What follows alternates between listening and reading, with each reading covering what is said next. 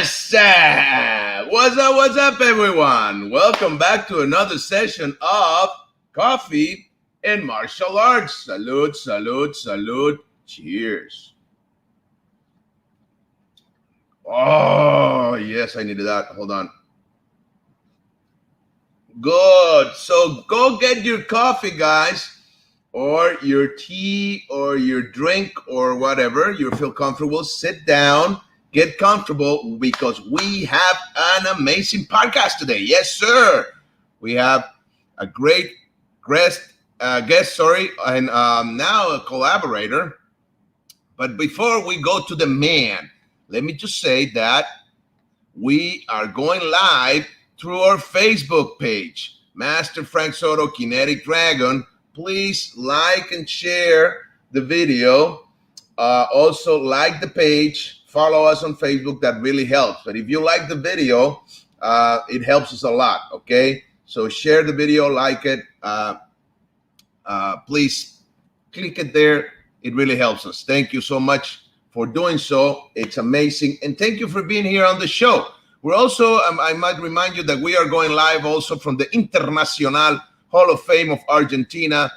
This amazing group of talented martial artists from the South. Yes, sir. From all the way from Argentina, from South America.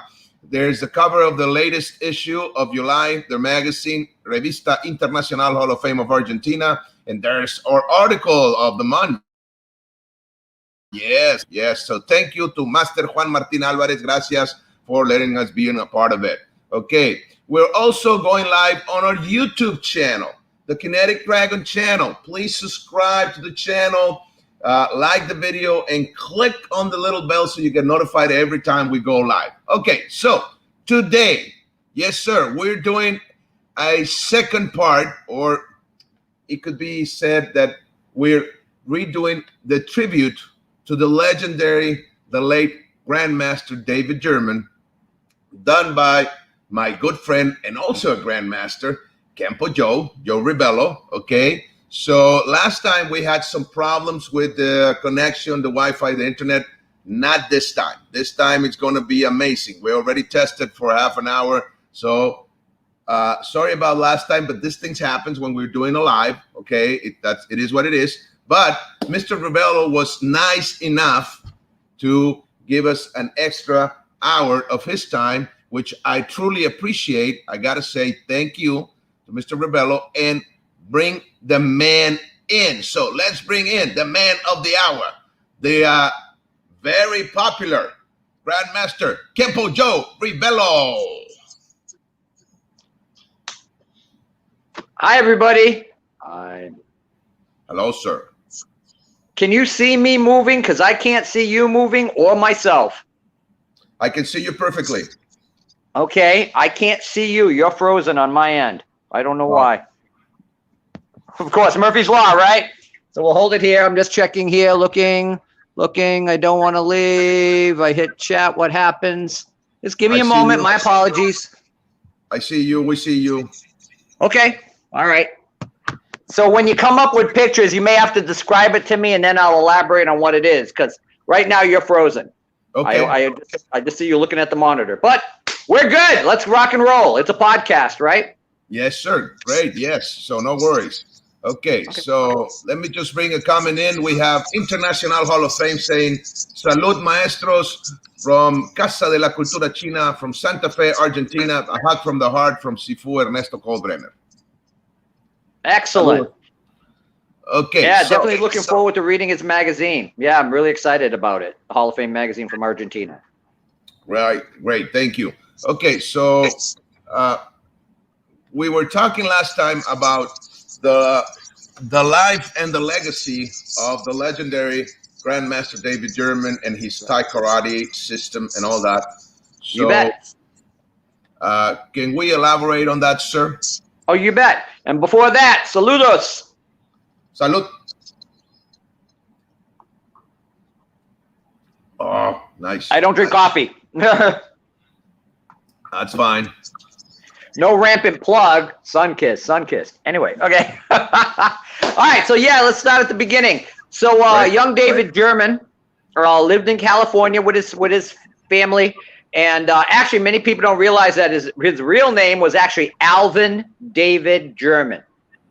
Okay. And years later, he would switch it to David Alvin, so for commercial purposes, David German. But his first martial arts experience was actually at the Japanese Community Center in Covina, California. And he trained with a Japanese instructor by the name of Kimura Sensei. And no relation to the Kimura move. And he learned the children's jiu-jitsu program and eventually received the black belt in it. And he said immediately it was like escapes from holds and basic throws. And after that, he got involved with Al Thomas. And okay. Al Thomas was the founder of Budo Jiu-Jitsu. And Al Thomas had a famous video and also one of the first pioneer laser discs on the topic of martial arts called The World of Martial Arts. And that featured such celebrities as then Steve Sanders, now Steve Muhammad, Gracias Casillas, Karen Lee Shepard, Benny the Jetter Kiedis and his brother Ruben, I believe Yamashita or Ihara. I have to double check on that last name, blanking out. Victor Ledbetter. And also in the original opening action segment, Gene LaBelle. Wow. But so he was training with Al Thomas in Budo Jiu-Jitsu. And Al Thomas had a place called the Budokan, which actually used to be an old bowling alley. And what happened was various martial arts groups that would be traveling cross-country doing demonstrations, they would stop at his dojo. And the place was so big, he had spare changing rooms and sleeping quarters. So these different martial arts masters would stay there while they were visiting, and they'd practice on the mats and whatnot. And David basically, you know, he'd sweep up the place and clean the place up. So they would demonstrate on him and share their skills with him. Now, David's father was a mechanic by trade. So what he would do is he would go and had this one place that he would have transmissions done on the various cars that he had. And that place was in Pasadena, California. So David would go with his dad in the tow truck or whatever and bring the car to have the transmission worked on. And lo and behold, across the street on Walnut Street, there was a martial arts school being run by Ed Parker. Now, this was before he had his much larger school. This is a smaller location he had around the corner. So David walked in and talked to Mr. Parker and brought his dad with him, and he wanted to study martial arts with Ed Parker. At that time, Ed Parker, a private lesson with Ed Parker was a whopping $5 for a private lesson with Ed Parker. Nice. So David would go with his dad when he had to have transmission work done, and he would go across the street and take a private lesson with Ed Parker.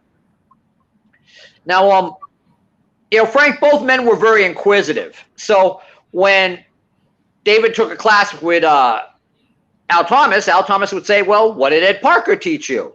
And he would go over with it, and either Al would incorporate it, or he'd create a counter to it, or how he would approach it, defending it with jiu-jitsu. And sure enough, when David went to go train with Ed Parker, he'd say, oh, well, what did Al Thomas teach you today?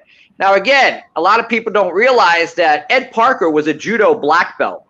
Right. Again, the first art he ever learned was boxing. And he learned boxing from his father. And his father was a middleweight contender. And for 35 years, he was the boxing commissioner for Hawaii. So young Ed Parker learned the sweet science, the gentlemanly art of self-defense first. And then he also learned judo and jiu-jitsu with Rubberman Igami. Now, Rubberman Igami is also known in the Hawaiian martial arts community as the man who taught Wally J and gave him the foundation for him creating small circle jiu-jitsu. Wow. So here's David German learning from both of these individuals, going back and forth. And at one point, Mr. Parker was offering franchises. And, well, let's backtrack a little bit. Let's go back to Al Thomas for a minute. So Al Thomas, and I'm guilty of this as well, was not the most prompt individual. He didn't always show up on time. So young David German found out that in the bathroom, there was a window with a latch. So he went up to climbed up on the window and unlatched the window. So if he showed up at the Budokan and there were people waiting, well, he would go along the back alley, climb up on a trash can, go in through the window, and come in and open the dojo so people could do the class. Right. And when Al Thomas rolled in, whenever he rolled in, he was like, "Hey, how'd you get in?" "Oh, you weren't here, so wow, that's pretty ingenious of you. Here's a key. Make you assistant instructor." "Okay, great." So his big day was the day that he got a check from Al Thomas, his first paycheck as a martial arts instructor. Nice. Years later, he found out that going through his father's possessions after he had died, that his father still had the check. It bounced. Wow. And his father couldn't bear to tell David that the check had bounced, so he gave David the money, never telling him that the check from Al Thomas had bounced. Very nice dad, huh? You bet. So at the next point, David German is talking to Mr. Parker. Mr. Parker wants to start opening Ed Parker franchises. Well, David always wanted to be a martial arts instructor, so here was an opportunity where you could teach Mr. Parker's system. And he didn't want to teach it in Covina. I don't know why, but he chose Las Vegas, Nevada. I don't know if they had family there. I really don't know the reason rationale, but I do know that he opened up not one, but 2 Ed Parker franchises. If you could show that picture, again, like I said, I can't see it, but you should have a picture of the brochure of a young David German there with an Ed Parker brochure. Got it. And so he had 2 locations. And again, to look at David, you wouldn't realize David's probably 18, 19, maybe 20, maybe at that time. So, he's excited. He's got 2 Ed Parker franchises. He's teaching karate. So they decided to do a big martial arts demonstration there in Las Vegas. So they bring Mr. Parker in. Mr. Parker does his demonstration. And at the end of the demonstration, he says, "I'd like to introduce, my main guy, my number 1 guy here in Las Vegas." And he calls up this Shotokan guy. And David and his father and all the students are devastated, because here he is, David's running not 1 but 2 schools for Mr. Parker. So afterwards, he goes and approaches them, and he said, and they discussed it, but and he apologized, but the damage had already been done. Right. So at that point, they decided not to deal with Mr. Parker. Now you got to understand. I mean, David wasn't just training with Mr. Parker. He was training. There's a couple of great stories about his training. I remember talking to Steve Muhammad, and he was talking about how when he first met David German. There was somebody at the school who had said something or done something, and David was ready to fight him right then and there. And it was wild because when I was talking about the story, David was either a brown belt or a black belt at that time, and Steve Sanders, a.k.a. Steve Muhammad, was a white belt. Okay. And I was like, what? And it was like, I thought they'd come up right through the ranks together. But when Steve Muhammad was a white belt, David German was already a brown belt or black belt. Wow. There's a couple of great stories from that time. I remember Al Tracy telling me a story about he was at the Pasadena school he was put up to spar against David. And Ed Parker leaned in Al Tracy's ear and said, "Look out, this guy's a grappler. He's going to shoot in on you." And so sure enough, they square off and they're sparring, and then David goes to shoot in for a double leg underhook, and Al Tracy in Kenpo techniques draws the cat, wham, front kicks him right in the face. And so when I look at the tackle techniques in the system and different things, I mean, David German was a real influence to that. Okay. So again, at that point, they were after that incident with Mr. Parker, they're like, okay, what are we going to call it? And he thought about it. He was like, I always thought about Thai karate, like Taekwondo, but Thai karate, which means for those of you who know Chinese, means grand or great or ultimate And it also was something I was thinking about, learning how to take the various transitions between the two given arts, the Kenpo and the Jiu-Jitsu, and look at those actions and be able to incorporate them together. And he was already doing that because each one of his instructors was bouncing ideas off him from what he had learned from the other instructor. Right. So that became the beginning of TAI. Wow, cool. Let me bring some comments in. We have people saying hello. Oh, by all means. Okay. Angelo Rossini says, awesome. Angelo. Hello, gentlemen. Great. Let's see. Jeffrey Kolaski says, hello, masters. Greeting from Los Angeles. LA. Thank you. Hello, Jeffrey. Angelo Rossini says, Ruben Orquides also. I guess he meant the ones who've been on the TV show. Right. Ruben Orquides was the other, was with his brother.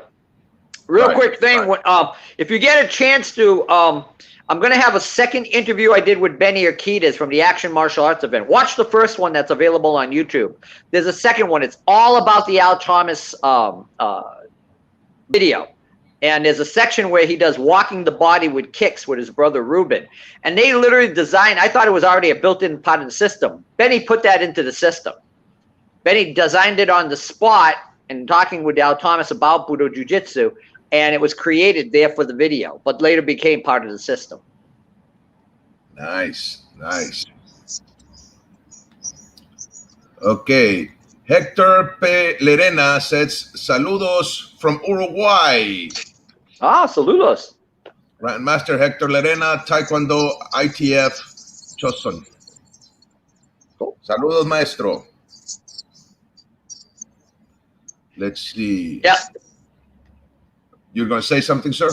A lot of people don't realize I also have my black belt in Taekwondo as well. Taekwondo and Taichuan, which is the Taiwanese version of Taekwondo. Nice, nice. And also incorporating Kung Fu systems. Yeah, it's very interesting. Nisar Ahmed says, hi, Soke. Hi, everyone. Hello. Okay. I'm no Soke. I'm just me. I didn't find any. Oh, no, well, actually, there's one out, but I'm not Soke. But thank you for the compliment. But it's okay. Hello, sir. Doesn't matter. Okay. Vader Day. Greetings from Ohio. Yay, for more Kenpo Joe stories. Salute, gentlemen. Thank you, sir. Thank you. Edward Chavez says, Arizona here, sir. Ah, cool. Yeah, thank you for the patches. Nice. We greatly appreciate it. Nice. Martin Vesga says, Master, salute to you and Master Joe, a living legend. Thank you for the compliment. I appreciate it. I'll strive to be worthy. Nice. Thank you. Saludos. Luis Gutierrez, my friend Kenpo Joe. How are you, sir? Thank you for watching. You remember Luis Gutierrez, Topo? Oh, you bet. Yes. Yep. Not only Kenpo, but I believe also a mock as well with that's right. Tom Sotis, longtime friend of mine, and used to be with Nick Serio's Kenpo, International Blade Fighters Guild, and then a mock. I just saw him a little while ago, got a copy of his new book for my for Christmas this past year, and yeah, we'll definitely got to do a follow-up interview. Great people. Luis Eduardo Blanco, greetings, my dear master, from Margarita Island, Venezuela. Oh, Blanco, mi hermano de Kenpo. Mira, yo tengo una insignia emblema de Escuela de Kenpo. I love your artwork, man. Whoever does his artwork, he's got some great patch designs. Oh my gosh, the graphic images are beautiful. He's got a beautiful one with the Torii gate. And the Kenpo salute, it's rocking. And he's got some other designs as well that are just like some of the coolest patches and designs in Kenpo in the world. Okay, so I'm giving you a plug. I think he does a lot of his own work. He's a designer. Oh, his work is beautiful, beautiful. Nice. Que linda, que bonita. Ah. Okay. William Larry Congaika. Saludo, Mr. Rebelo and Mr. Soto from Southern California. Salute, brother. Brother Larry, also a practitioner of TAI. He trained in the discipline of TAI, in the lineage and legacy of David German. Nice, nice. Nisar Ahmed says, "What's your style and system?" Kenpo, sir. We're Kenpo guys. Don't ask Mr. Rebelo. He has a list of like 40 different styles, and we're gonna miss the whole hour. All right, you mentioned. Where is it? You can find all my ranks and lineages in this brand new book, Martial Arts Extraordinaire Biography Book, 50 Years of Martial Arts Excellence, put together by Grandmaster Jesse Bowen. They gave me 4 pages in the book, man. I love it. I love it. Nice, so, nice, amazing. It's all there. Well deserved. Thank you. Get a copy on Amazon. Yes, yes, we'll do. Luis Eduardo Blanco says, thank you, maestro. A big hug. Nisar Ahmed says, I am Nisar Ahmed from Pakistan. My style is Dojo Ryu Karate. Thank you, sir. Salute to Pakistan, to all the people there. Thank you for watching. Much appreciated. Nice. Yeah, I know in this system I know of. That's actually one I'm a white belt in. One of my students are going to start teaching me Goju, long distance. So no style to get a black belt in. Yay. Nice, nice. Larry Kongaika says, Mr. Rebelo remembers everything. Even the stuff I don't want to sometimes. Nice. Well, put me on Jeopardy. We have some photos here. Let's see. Which one do you want me to share? There's this one. What you're gonna have to do, like I said, the image on my side is frozen, unfortunately. So just basically describe it. Okay, there are a couple of photos of you with Mr. German using the Chinese ring. Sure. So that was the first time I ever met David German. I was teaching, I believe it was 1991. I was teaching at Ed Parker's studio in Pasadena, California for a West Coast IKK instructors camp. And Mr. German, I mean, we'll go through the legacy of David German, but again, there was a small ad in Black Belt magazine. No, let's talk about, all right. Yeah. So anyway, so that's from that, the first time we met in Covina. And that's why I'm wearing my Parker Kenpo uniform. And we were talking about the Chinese linking ring. And he was demonstrating the form and doing techniques and showing how you incorporate chin-na and jujitsu in with the ring. And cranking me. That's basically, there's one where I'm bent backwards. That's a bent arm figure 4. And then there's another one where he locks me in a center lock. And again, it's a metal ring. It has no mercy. It doesn't give. So he basically lit me up like a Christmas tree. Nice, nice. Yeah, they're great pictures. Let's see. We have some older pictures. Sure. Oh yeah, this is a good one. You just sent me this one. This, I believe, is Masoyama in the picture. Is that correct? Whoa, let me tell you about this one. So long before the internet, David German was recognized by no less than 20 international martial arts organizations. The photo you're seeing is Masoyama, head of the Kyokushin system and the Kyokushin Kai, recognizing David German as a 10th degree black belt through Kyokushin.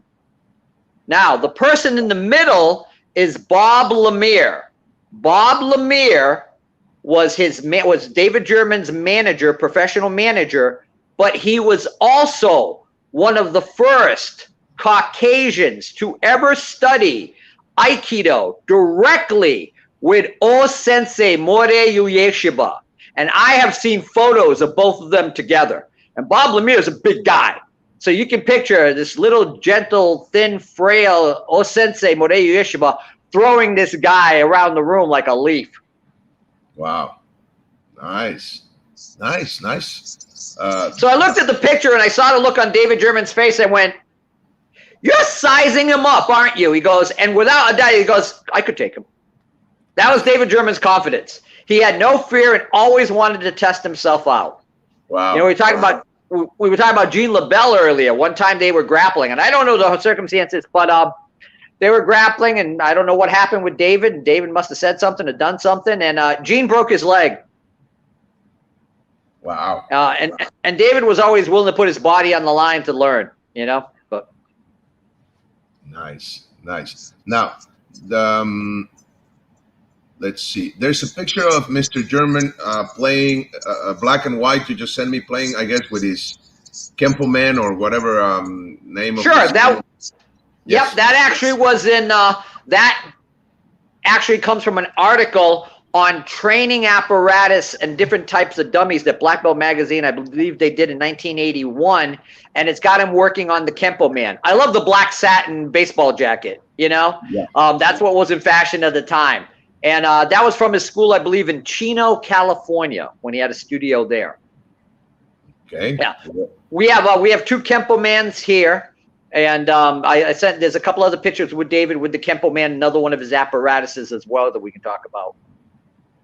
We have, let's see, there's a photo here of him controlling somebody who has a sweatshirt who says staff and the Kenpo man on the back. He's doing. Oh, that's his son, Eric. That's Eric. Okay. A young Asian man. Yeah. Yes. Yeah, that's them demonstrating in Las Vegas. Again, that was for a martial arts demonstration. I forget what event, whether it was the Gathering of Eagles or that might have been the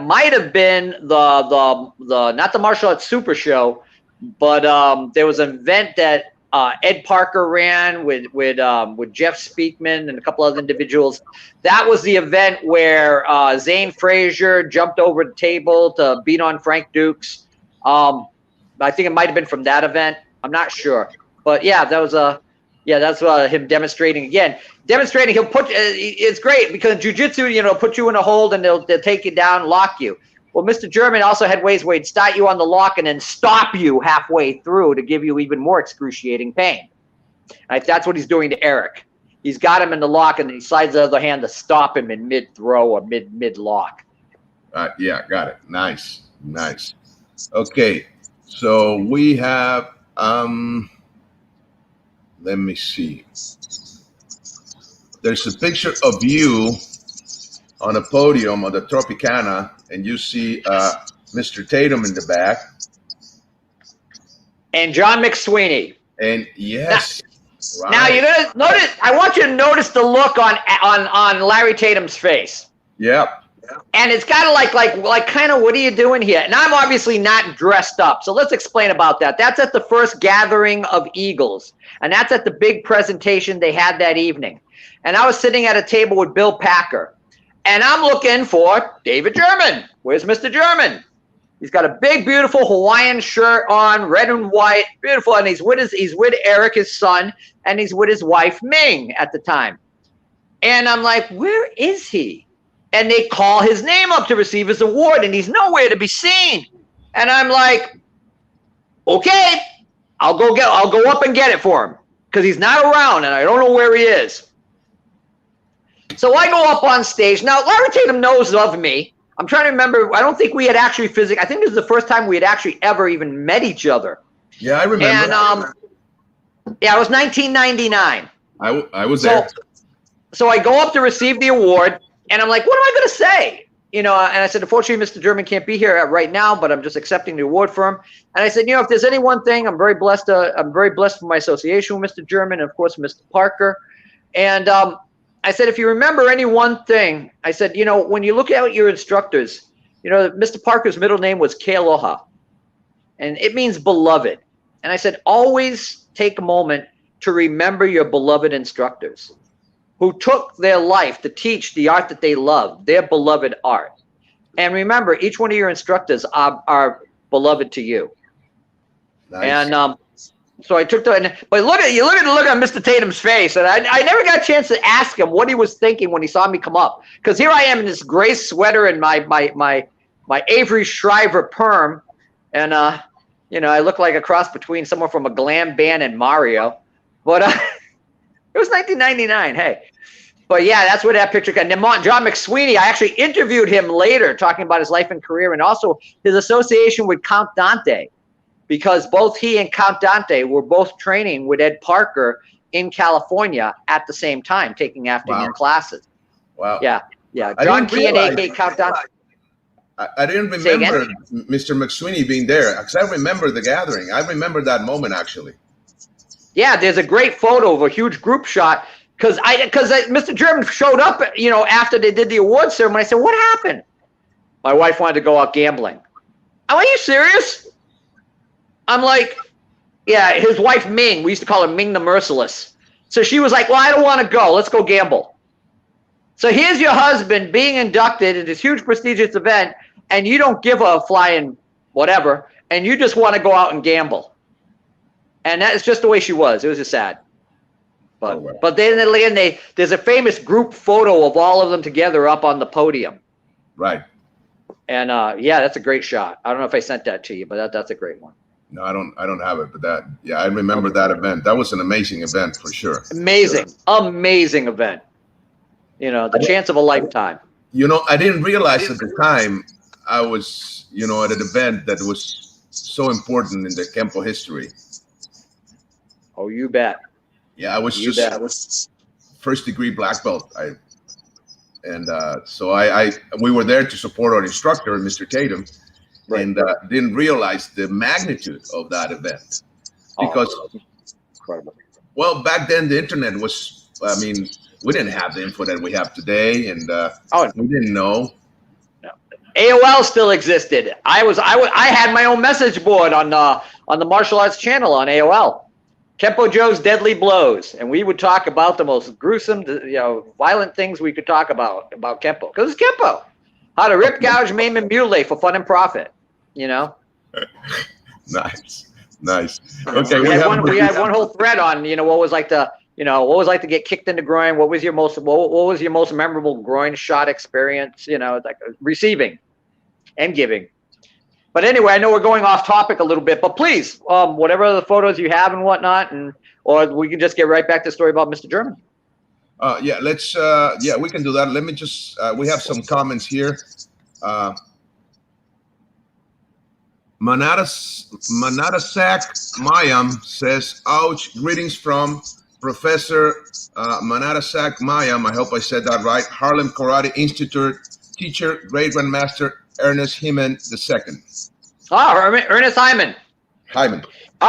Yeah, Ernest Hyman was a famous Goju practitioner who was featured at Oriental World of Self-Defense. He was world-renowned for his single and double nunchaku katas that he would demonstrate. So I know your sensei and remember his legacy and have footage of him from Oriental World of Self-Defense and other demos. Nice. He says, condolence out to Great Grandmaster Jerry Gaylord, passed away yesterday. Japanese Ketsugen Karate. We work on the job together. Oh, I'm sorry to hear that. My deepest condolences. Okay, God bless, sir. Thank you for sharing. Okay. Sorry for your loss. Alejandro Mojarro Bernal says, another time in English. Alejandro, los miércoles en español. Miércoles en español. Saludos. Mira, yo comprendo español, no problema. No problema, yo comprendo español. Well, Willie Kelly says, hi, Joe, all the way from Ireland. You like our EKKI patch? I sent it to you. Oh, you bet. Thank you for sending it. Meant the world to me. A welcome addition to my collection. For those of you who don't know, I have a huge Kenpo collection of patches. We're actually going to do another updated video on the collection that will be showing them all. We're going to cover my dojo floor with them and then talk about them. So, wow. Okay, so, wow. Mr. Hesselman says, first gathering of the Eagle. Yes, I was there as well. Great times. Thank you, Joe. Wow. See? Hans, nice. While I'm thinking, who was the other gentleman you brought with you? I have photos with him. I can't remember the gentleman's name. Please let me know. And I still want one of those heart universal patterns you have. They're awesome. So good to meet you. An honor and a privilege. Nice. Angelo Rossini says, I hear Grandmaster Ed Parker performed before a council of Japanese master and was recognized as a 10 dan. Is this true under International Japanese Master Organization? I've never heard of that. I've never heard of that incident. Never heard of that ever happening. Wow. Well, yeah, we don't know. Yeah, don't know. No clue. Okay.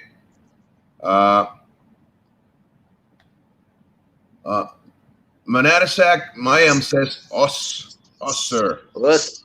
You got me to us. I don't us a lot. Us. James Cacciatore says, respect from Texas. I trained with Professor Paul Buitron in Laredo, Texas, and have met Grandmaster Jeff Dukes. Okay, I know Jeff. Yep. Jeff, he does Shinja. He does Shinja Kenpo, associated with Frank Trejo at one point. Yep. Sure. Yeah, I know Mr. Dukes. Yes. Mm-hmm. Okay, Hans Hesselman says that was Eric. Eric, thank you. I thought it was, and I thought it might have been Eric with a K too instead of a C, but I wasn't sure. It's actually Eric with a K. Yes. Ta-da! I have no life. Just like, but anyway, yeah, I do. It's fun. Nice. Salvador Becerra says, hello, Mr. Frank Soto. Also, your social media guest, Mr. Joe Rebelo, Black Belt Magazine Hall of Fame still exists. I knew that. Yeah. Yep. Great. Thank you for sharing. Yeah. Okay, you want to continue with Mr. German? Yes, please. You bet. So anyway, we were talking about David German, and there's a cover. The first time I ever found out about David German, and you have the cover of January 1981 Black Belt Magazine. Would you put that photo up, please? That's Mr. Tatum. That's the color version of that. Right. Yeah, it should be Mr. Tatum with Ernie George. Yes. So in that magazine, there was this article, and unfortunately, like I said, I can't see the image. I'm hoping you can see it. Yep. Training at Transitions. Good. Yes. And there's David German with one of his top student who still teaches in Covina, California to this day, Mark Crawford. Great article. So that's the first time I ever heard of David German. Okay. And then later on that same year, there's a second issue of Black Belt Magazine, full color. If you could show that one, there's him with Kenny Carter. Yes, where it says Weapons of the Ninja. Which has nothing to do with him. It's just another article, but they put him on the cover. They made the cover of Black Belt Magazine. Nice. There's also an alternate cover you'll see that they didn't use, and you'll see a yellow picture of him with Kenny. And they have back in the 80s, it was that starburst effect they would use for photos. Got it. Yes. Yeah, you'll also see it's a rare incident where you'll see Mr. German wearing a uniform with a patch on it. And it's a very rare one he had. He did a dragon design. I'd give anything to find that patch. I've been trying to find that for years now. Nice. But so that article, like I said, he wrote another article, and matter of fact, I believe I have it nearby here. Let's take a look, see. And so I'm reading these articles. I'm like, who's David German? Who is this guy? Yeah, and that article was called Training with Contact. Is it a better idea? Okay. And Kenny Carter was a top kickboxing, top fighter and whatnot at the time. And again, another wonderful picture of Mr. German. I don't know with the glare if you can see it. Yeah, we can see it perfectly. Great. So in that same year,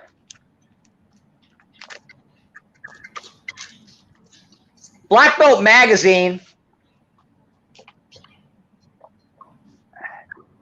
did their 20-year, by the way, this year, ladies and gentlemen, makes 60 years that Black Belt Magazine has been in existence.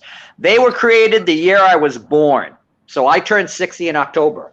And the 20th anniversary issue, if you can see, right there is David German's cover. A little bit to your left. There you go. Better?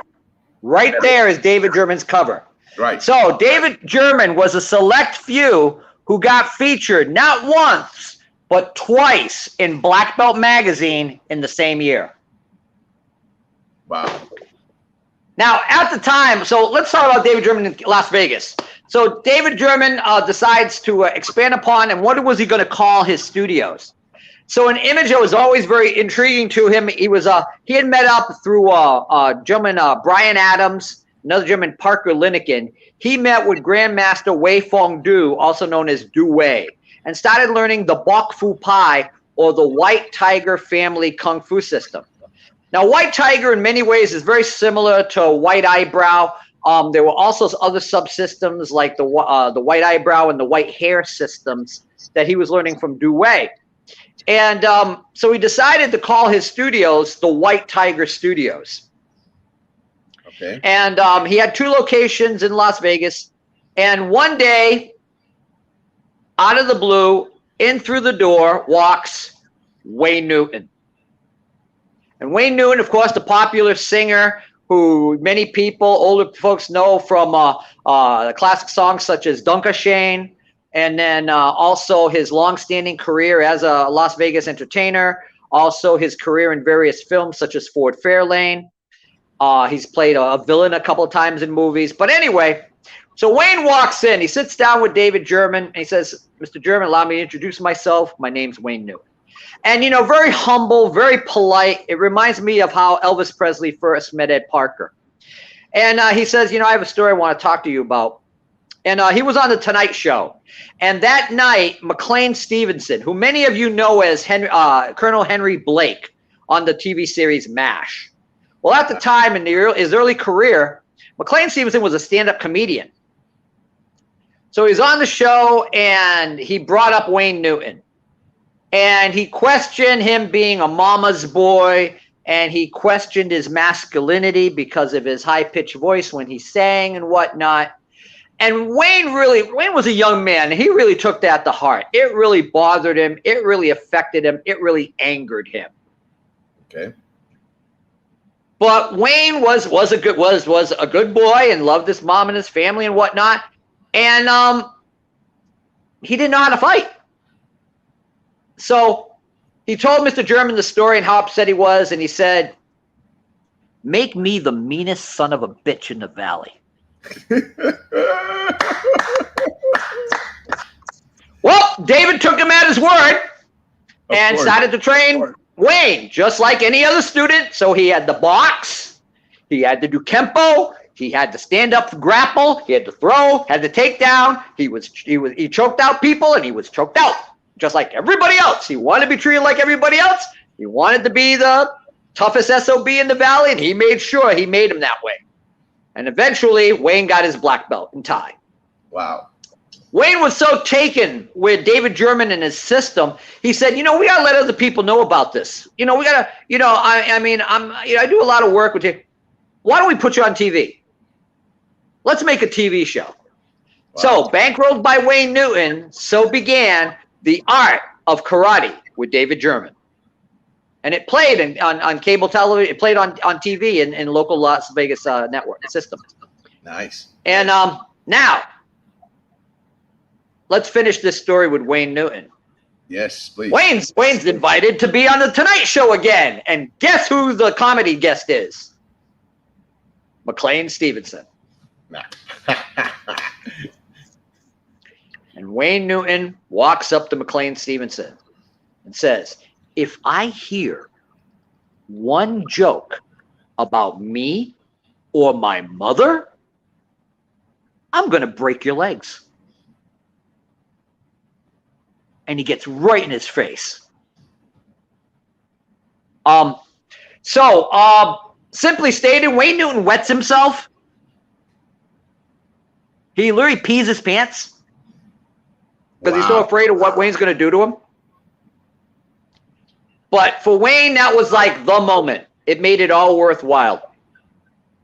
Nice. Good for him. And I always wanted to meet, you know, when David German passed away, I contacted Wayne Newton's office. I got the proper information. I talked to his secretary. I said, would you please let him know that his martial arts instructor, because Wayne has his black belt, and he's mentioned it over the years, and I would think he'd want to know. You know, David, unfortunately, his karate instructor, David German, passed away. He helped bankroll his, and as I told him.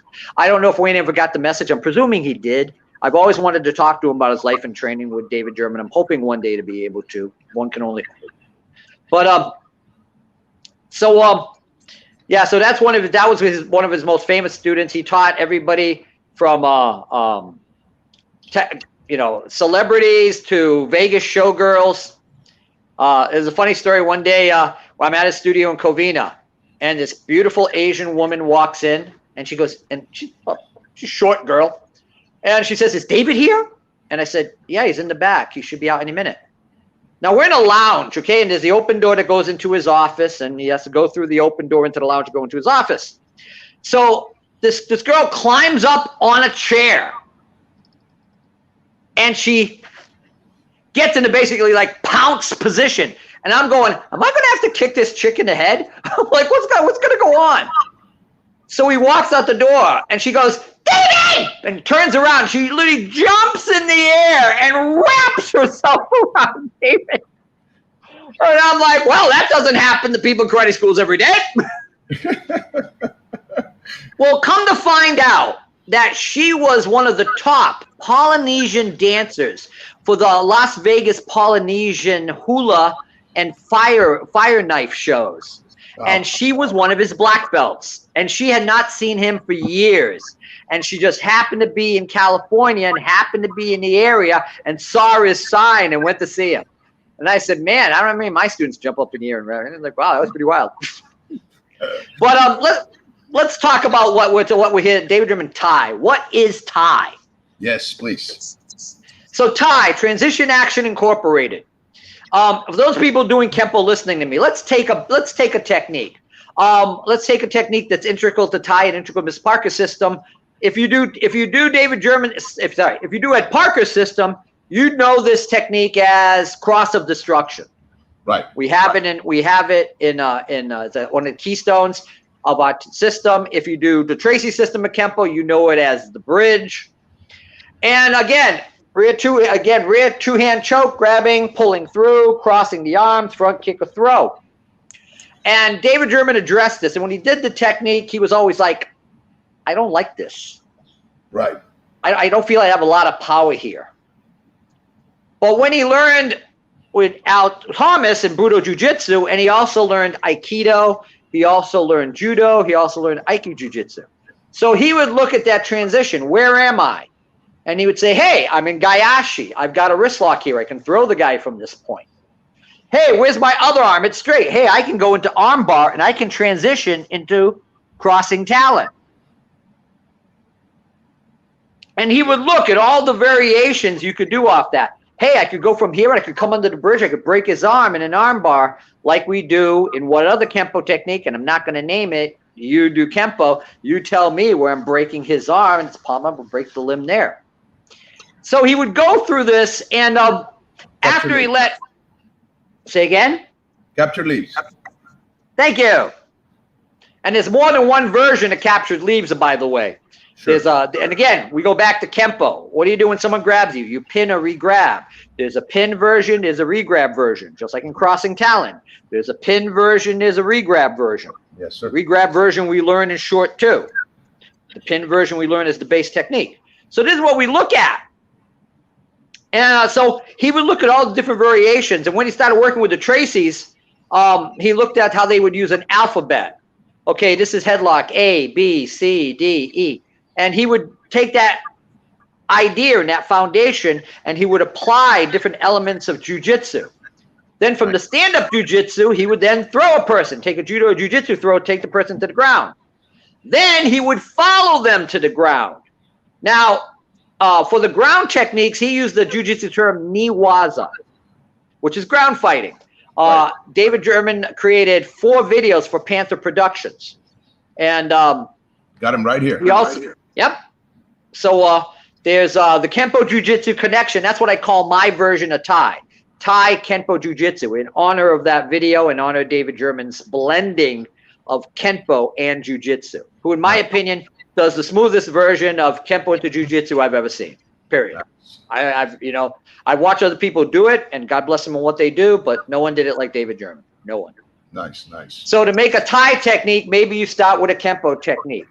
And then maybe you go into a wrist lock or an arm bar. And then you throw the person to the ground. And then you follow them down. You do a ground technique. Or you choke them and strangle, and we call it Taido. So, and Taido basically in Japanese people, oh, you mean the martial art that does cartwheels and somersaults based on the kamikaze pilot that incorporated? No. Taido for us is what many people would know as shimewaza, choking and strangulation. And David German would organize it in a specific number of techniques. Like he'd say, okay, there's 72 basic chokes. Well, there's 72 books of the Bible. David German was a person who had studied to be a minister at one point. Okay. If we were doing Chin Na, we have 365 techniques, one for every day of the week. And the 7th technique is always a hand set, a trapping and locking set. That was based on another art he taught called Fai Jin Su, fast turning hands.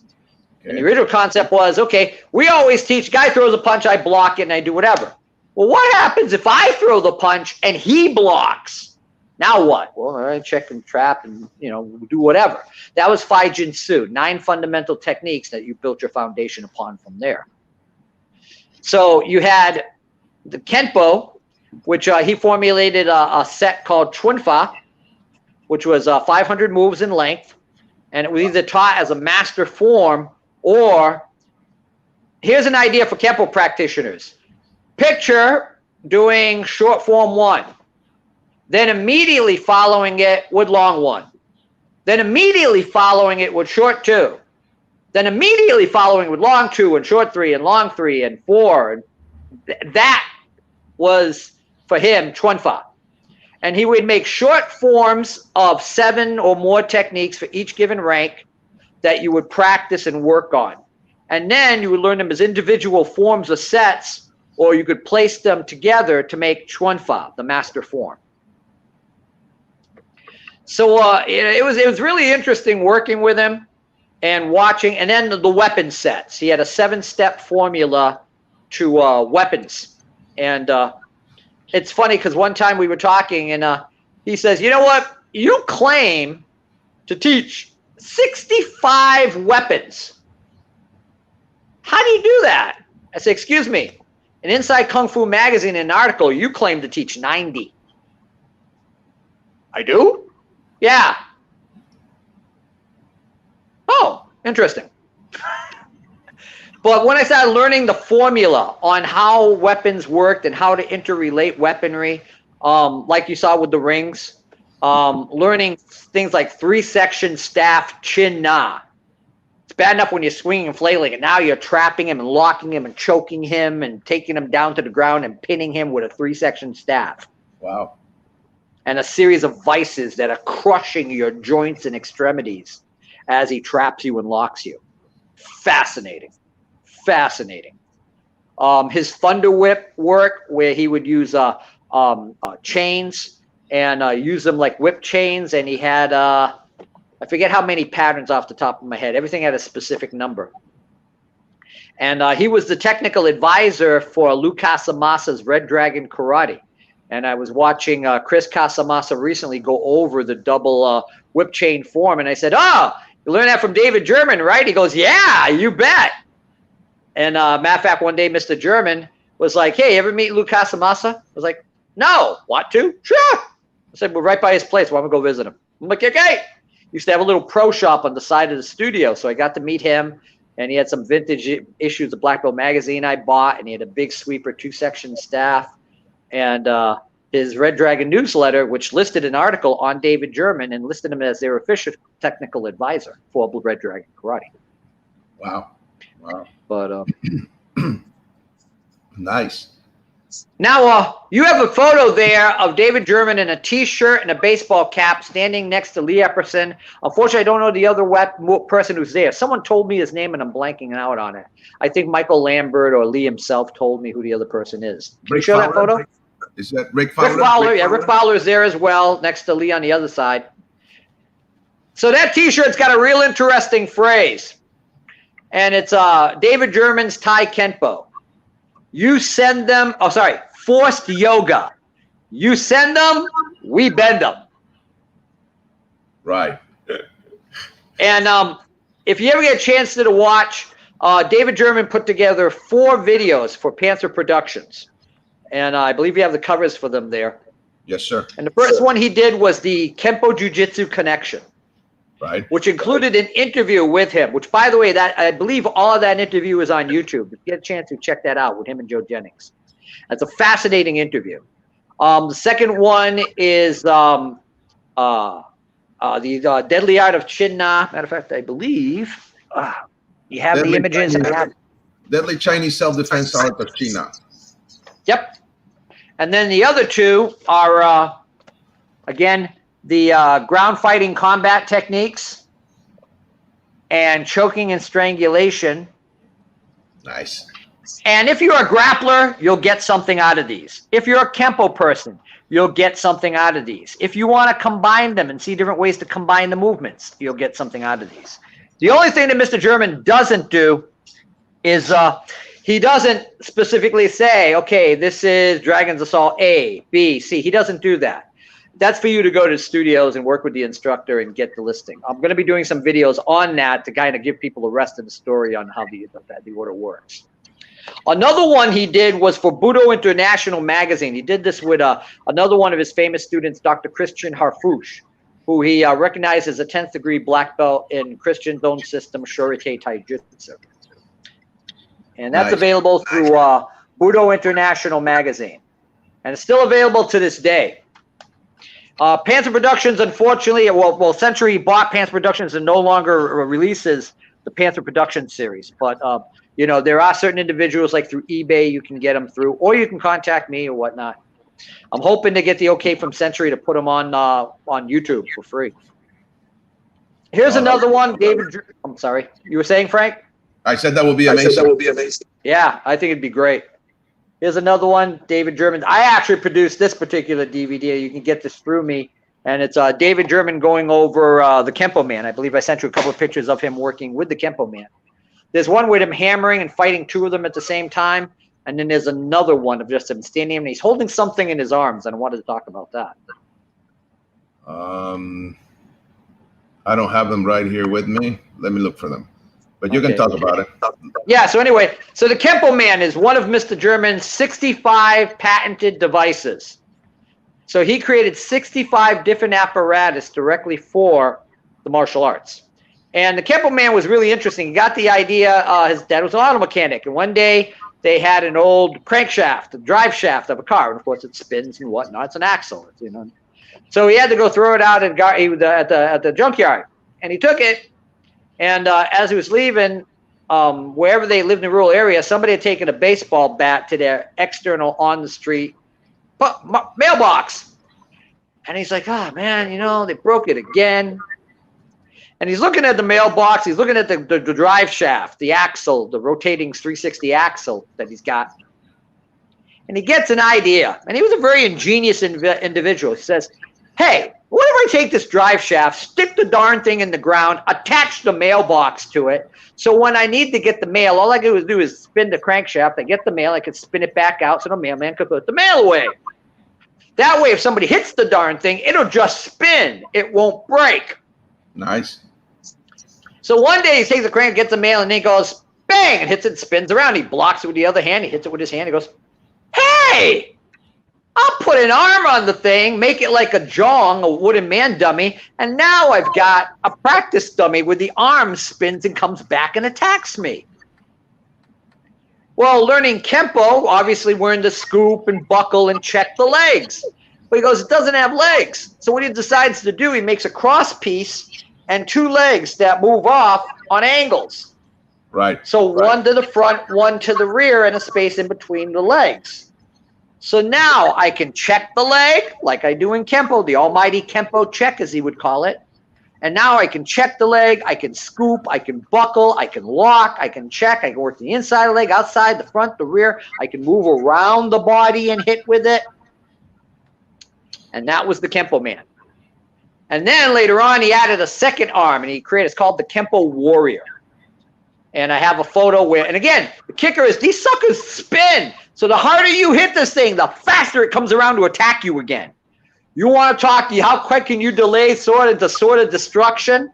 How quick can you do sword and hammer into flashing wings? How quick can you do, you know, and it really gives you greater insight into your Kenpo. Gives you a whole new dimension. You know, doing Dance of Darkness into backbreaker and working the backside of the body. There's some great techniques. And you'll be able to watch some of those on YouTube, ladies and gentlemen. Look them up. Now, there's another one where he's just holding this apparatus in his arms, and it's got like two yellow arms coming out of the sides.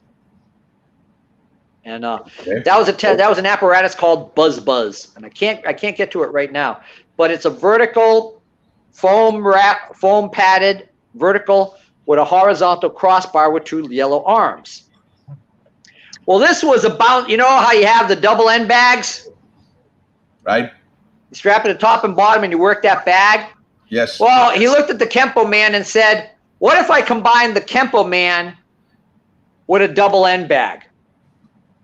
Nice. So now you hit the bag and it's got arms. So it's going to come back when you hit it and attack you. So now you got to block it and punch, block and check and punch, block and punch. And this thing's going all over the place. You know, it's like a bounce back dummy on crack. And it's like there's a boom, boom, boom. So you block it. And now on top of that, it's spinning. And those arms are spinning like, you remember the dummy from Kung Fu Panda with all the multiple spikes and claws and arms in the dojo? Yeah, that's what, every time I see that in that movie, all I can think is David German and the Kenpo man and Buzz. And that's what he called it, Buzz. Because it's buzzing at you like a bum. And the idea he got it from was a bumblebee. Like a bumblebee buzzing around trying to sting you. Right. Nice. So, and that was just 2 of the apparatuses he created. He had another one for leg locks and ground techniques. Like in our system, we have leap from danger and encounter with danger. Right? We're on the ground and we roll and come back and do our roundhouse spinning back kick combo. But that groundwork, he had one where he had multiple bars and he had a dummy behind it. So you would hook the leg, lock the leg, roll on your side kick, roll over, side kick, roll over, roundhouse hook kick, side kick on the ground, roll over, ground hook, side kick. And then you would kick the bag between the legs as you were practicing. Okay. Incredible stuff. Incredible stuff. What an imagination. What a phenomenal thought process. What an amazing mind. Nice. You know, nice. Let's see. We have a couple of people saying hello. Really? Hello. Salvador Becerra says, Mr. Joe Rebelo, you mentioned it, Mr. David German student, David Crawford. Martial arts school is still active, Covina or West Covina. One of these days I should check it out. The gentleman's name is Mark Crawford. By the way, he's on Facebook. But he has a school in Covina, California, still teaching Thai. In my humble opinion, I'll say it in public, I feel that Mark Crawford is the inheritor of Thai. Now, David German never put any one person. There are people, and I want to clarify another point while I've got you here, Frank, in a public forum. There are individuals who were promoted to 10th degree black belt by David German. They were not, and I repeat, were not promoted to 10th degree black belt in David German's Thai. What David German did was he recognized their unique systems as a version of Thai. Gentlemen like Virgil Kimmey and U.S. Thai, gentlemen like Andy Crawford and his version of U.S. Thai Karate. People like Christian Harfouche with Shorite Tai Jitsu.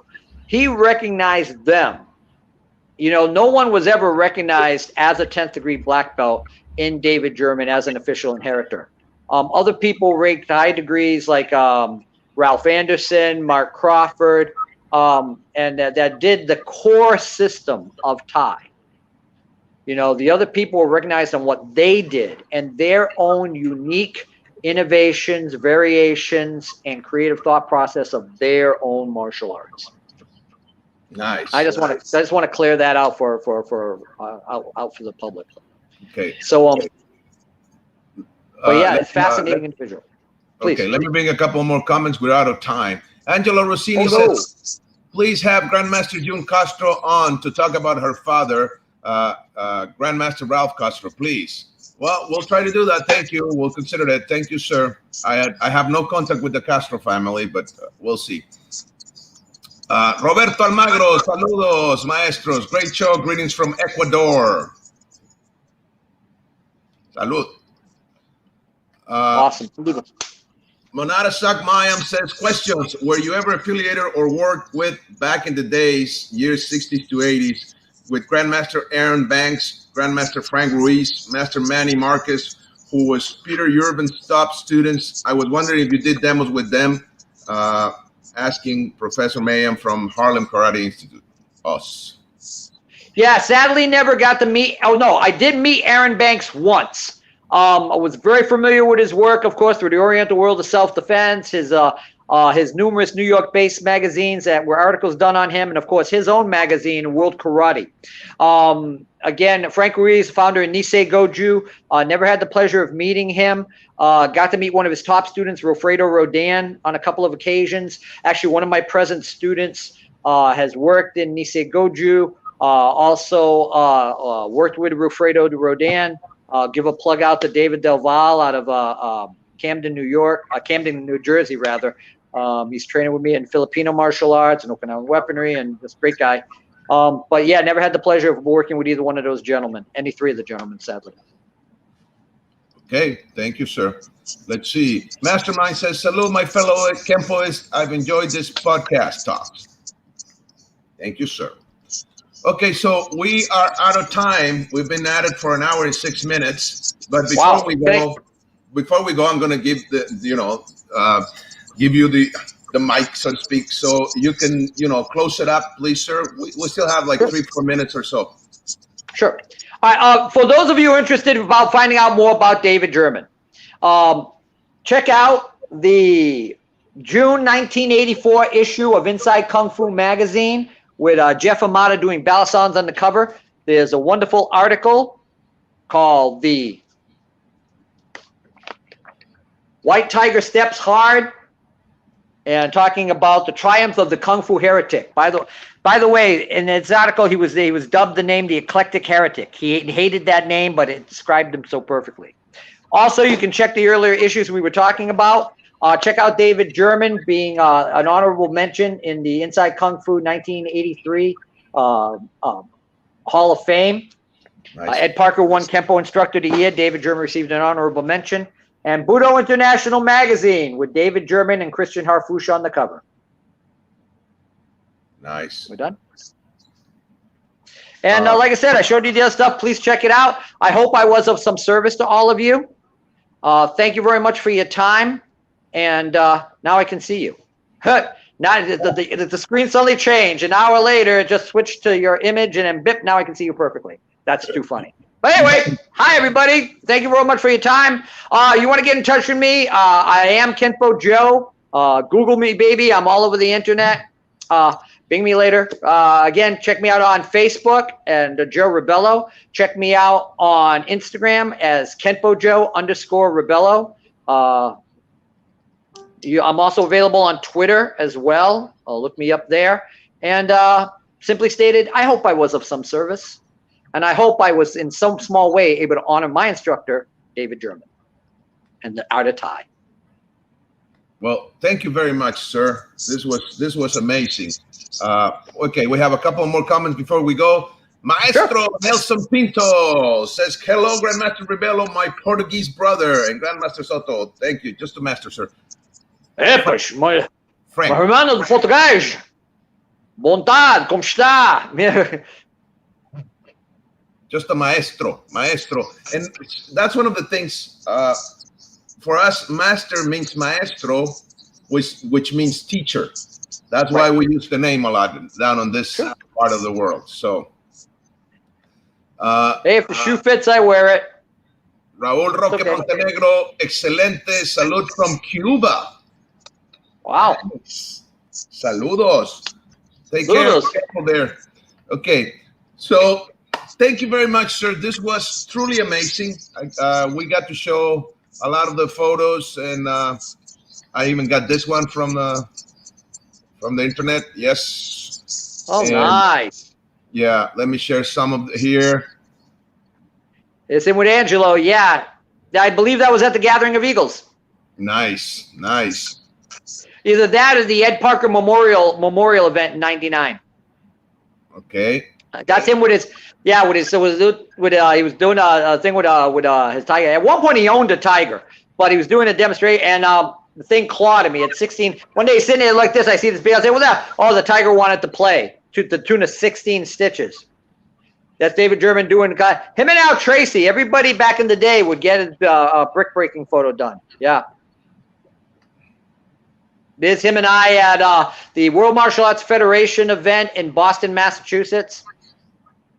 The World Martial Arts Federation, yep. There's both of them stretching out one of my students, Bill Horn, at an event up in New Hampshire. Two of Andy Watford's students that run the Northeast TAI Karate Studio up that way. There's Mr. German doing that center lock crank to Ralph Anderson, a classic image with that tiger claw in the face. Nice. Makes a whole new concept, reigning claw, let me tell you. There's Robin Coiler, who was with her daughter at the one of the I believe, again, the Ed Parker Memorial Championships. And she actually was the coordinator for Frank Trejo's organization. Nice. Along with her husband, John. There's Mr. German with two-star at the time General Jack Kemper. David German had done some operations for him, clandestine operations. We'll leave it at that. Okay. There's Mr. German and I going over short form 3, and he was explaining in Thai, like the first technique in Thai, it comes from an Aikido technique against a rear two-hand wrist grab. And you drop down, you drop to your knee, and you throw him over your head. And the double shots, you hit the guy while he's upside down in midair, and you drive him away with the final punch or eye poke. Well, pretty wild. The application that he would do for some of these techniques were like, wow, I never ever thought about doing it that way in a million years. There he is with Frank Beal doing a demonstration at Cijo Art Lapham Studio in Swansea, Massachusetts.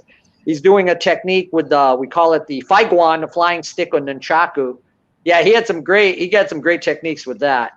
So, yeah, it was an honor, a privilege, and a pleasure to have worked with him. And I only got a fraction of the knowledge base of David German. And I was so blessed for every moment I got to spend with him and learn from him. Well, thank you very much, sir. This was amazing. Thank you. Thank you. Thank everybody that watched this. Take care, and see you next week. Thank you, and bye-bye.